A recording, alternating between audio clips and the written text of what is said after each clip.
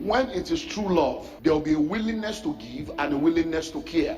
Now, when it is willing to collect, it's not true love. When it does not care, it's not true love. So if someone truly loves you and someone truly loves something, they will be willing to give to it. What you give to is a proof of what you love. What you care for is a proof of what you love. Who you give to is a proof of who you love. Who you care for is a proof of who you love. So number one, when we are talking about this love, one of the character that will help you know that this one is true is what the person is willing to give, and then the person really cares for you. How can someone say they love you? You told them you are not feeling fine, you are on your way to the hospital, and 2 days later they have not called. I say, oh love me, oh busy. Something is wrong with you. Hello? You told a man that you are not feeling fine. He called you, I'm not feeling fine, I'm on the way to hospital now. I'm going to see a doctor. And he didn't call to say, how far are you in the hospital now? What happened? He didn't call. 2 days. Stop fooling yourself. What you care for is a proof of what you love.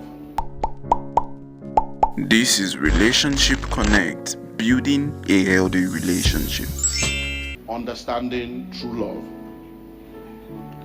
Guys, just go straight to mode 1. Yeah, that's where we are. Understanding true love. Now, let's begin this way. Like I said to us last week, every time you mention the word love, it sends different signals to the minds of different people. And one very, very amazing thing about love is that love on many instances is better explained than defined. Because when you try to define love, then different sets of people have different definitions and opinions about what love is and what love means. But let's try to help us to get understanding of true love by looking at the definition of love and explaining it in diverse dimensions just to help us to get clarity.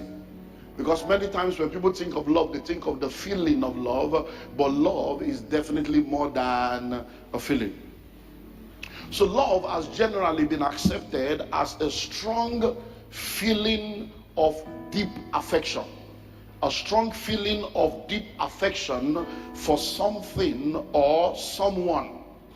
A strong feeling of deep affection for something or someone.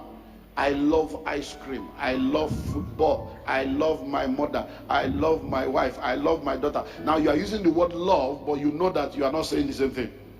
Because if you say you love ice cream, you love football, you love your mother, you love your wife, you love your daughter, there is no way you can be equating your wife with ice cream or your mother with football. Do you understand that now? But every time you hear the word love, that's why we're going to look at different aspects. When you say love, what exactly does it mean? What are the different dimensions? Because many times it is generally seen as a feeling of deep affection. When you have a deep affection for something, or you have a deep affection for someone, they now say, oh, he loves football, oh, he loves food, oh, he loves sleeping, oh, he loves talking, he loves, so the people now begin to see that as love. But there are things that characterizes that feelings of deep affection that helps us to identify is a true love and not anything else, as we'll begin to explore.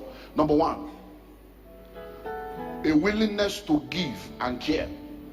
When it is true love, there will be a willingness to give and a willingness to care. Now, when it is willing to collect, it's not true love. When it does not care, it's not true love.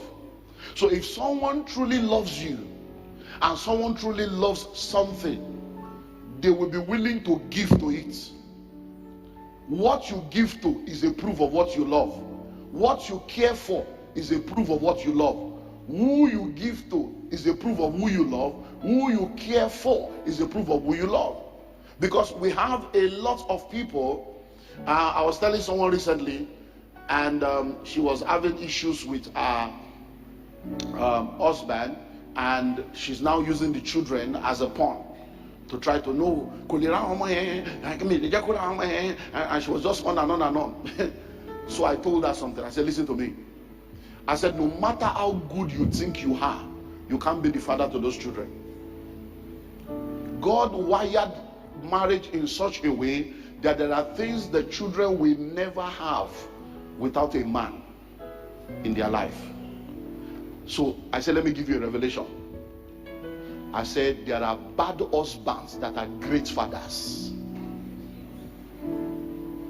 I said, so I want to ask you a question. Does he love his children? Has he been who like you're not who like you won't go? It's like he loves the children. That's why that's the only thing that will pain him. I said, then you are a bad mother. I said, you may be a good wife, but you are now a bad mother. So he's a bad husband, a good father. You are a good wife in your own estate, but you are now a bad mother, because you are now trying to deprive your children that you claim to love from a love that can give them wholeness. And many times we don't understand, because every time we think from the point of what favors us. I say, you are using children as a pawn. The problem is between two of you. These children didn't beg to come into the world. You brought them into the world. Now you want to mess their life up by your own irresponsibility. I say irreconcilable differences. There are no irreconcilable differences, just irreconcilable people. Hello? So number one, when we are talking about this love, one of the character that will help you know that this one is true is what the person is willing to give. And then the person really cares for you. How can someone say they love you? You told them you are not feeling fine, you are on your way to the hospital, and 2 days later they have not called.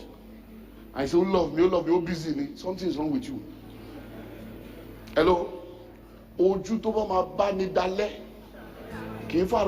eye that will follow you to old age will start bringing muko in the early morning. Warning signal here. You told a man that you are not feeling fine. He called you, I'm not feeling fine, I'm on the way to hospital now. I'm going to see a doctor. And he didn't call to say, how far are you in the hospital now? What happened? He didn't call. 2 days. Stop fooling yourself. What you care for is a proof of what you love. Hello? Listen and listen well. There is a woman in your life. Every time she asks for something, you give. The time she asks and you don't have to give, she begins to form. She doesn't love you, she loves what you give. Hello, that kind of woman, when you enter trouble, or you're lower, you're on your own.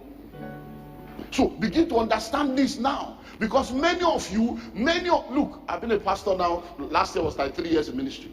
Many of the marital problems we're trying to settle, they are marriage that should never take place in the first place. If all things being equal, you shouldn't have married in the first place. The Bible says, look, as a pastor, there are still questions I have that I have not gotten answer to. That means I'm asking God. He said, what God has joined together, let no man put asunder. The one that God didn't join, God. The one that joined them said, I love him, I love her. And what you are calling love, when you saw her, that's what you are calling love. You have failed. You have she. Hello, number 2. A willingness to make sacrifices to please. A willingness to make sacrifices to please. You are willing to make sacrifices to please the person. And let me tell you, one of the mark of the sacrifice, you won't need to say it. So that will help you, because many of you don't understand this code. When somebody has made sacrifice to please you and they are saying it, do you know what I had to go through? Something's wrong. They won't need to say it, because it's not about you, it's just about who they are.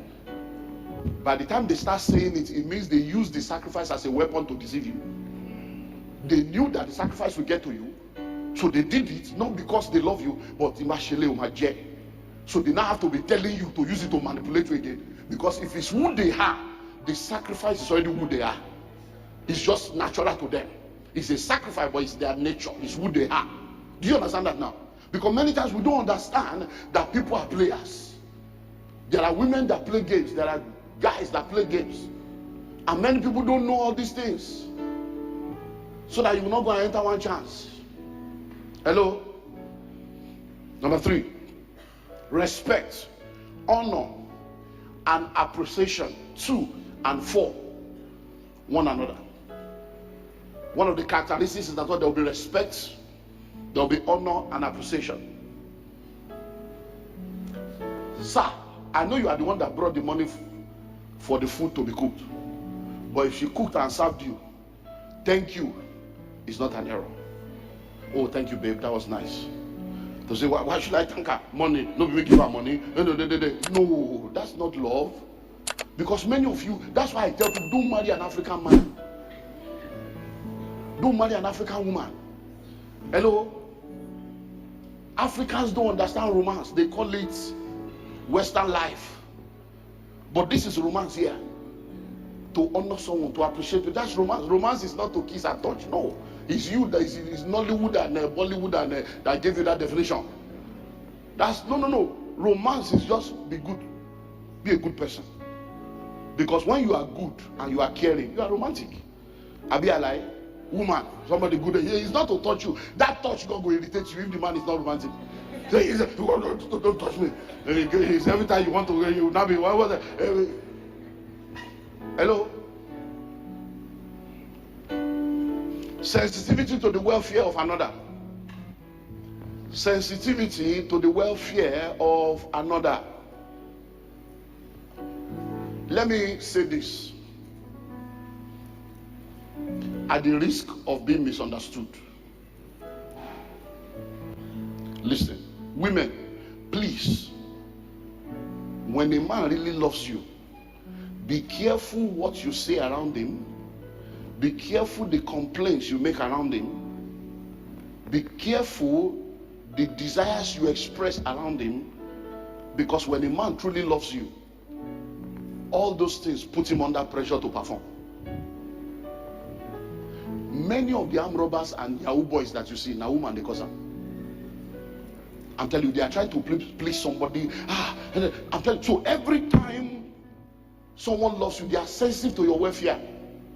So when you are saying, this shoe, is tight, I should have another shoe by now.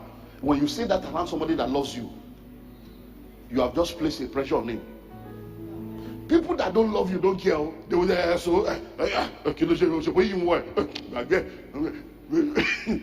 but when people really love you, once you say that, you're like, my wife needs new shoe. They start thinking of how to. I'm telling you, they start putting themselves under pressure. It's not you putting them under pressure, but that's the way it is. Love is so sensitive. It's so what? Sensitive. Now, guys, let me help you understand this. When a woman loves you, you have to be careful of your freedom and liberty with other women.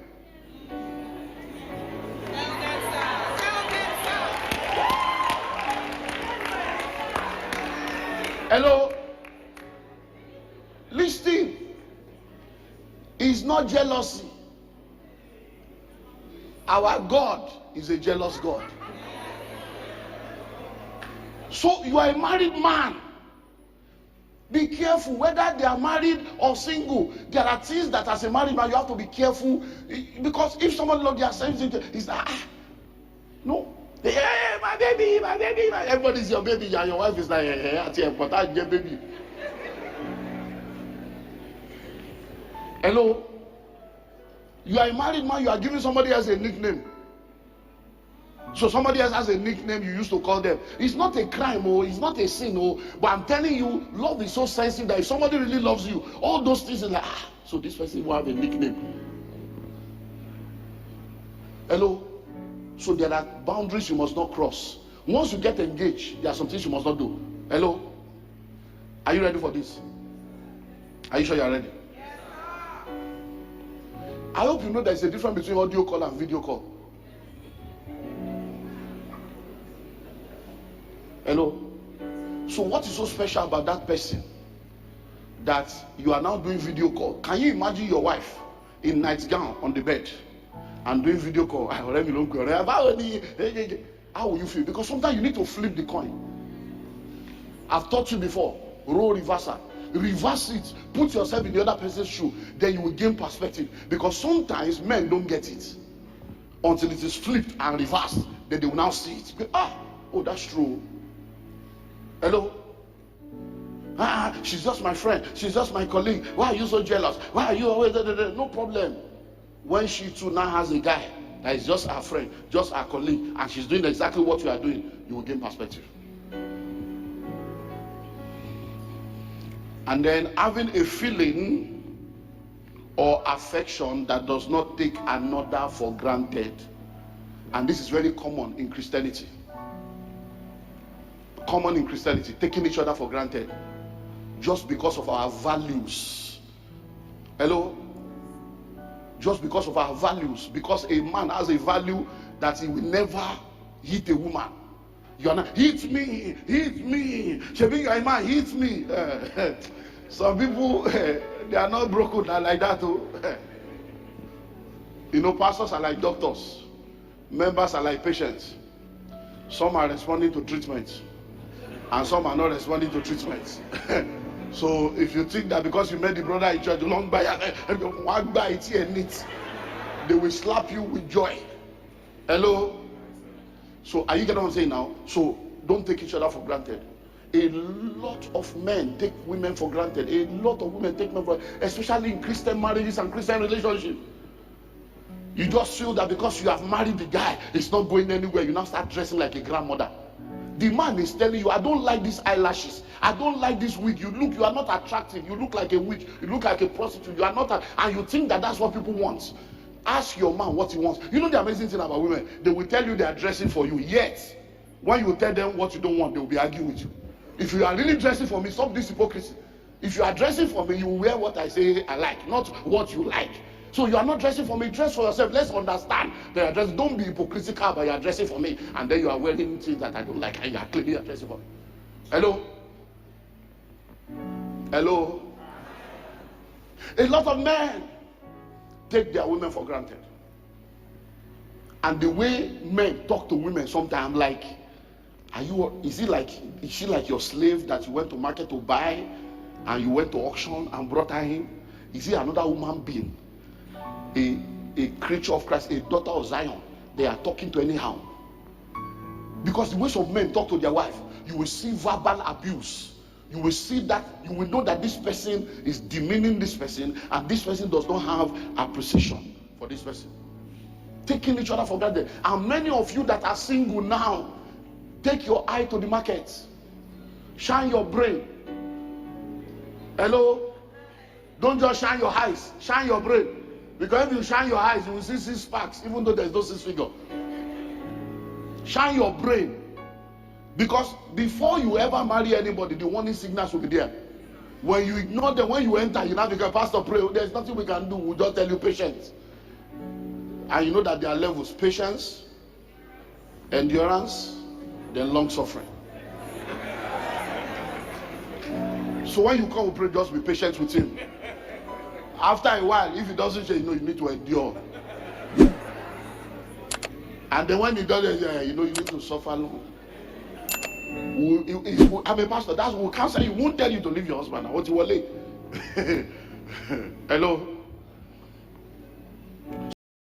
I'm sure you've learned a lesson or two from this video. Please like this video and share with a friend or your family member so that they can also be blessed by this message. There are other related videos to this showing right on your screen, so click to watch more.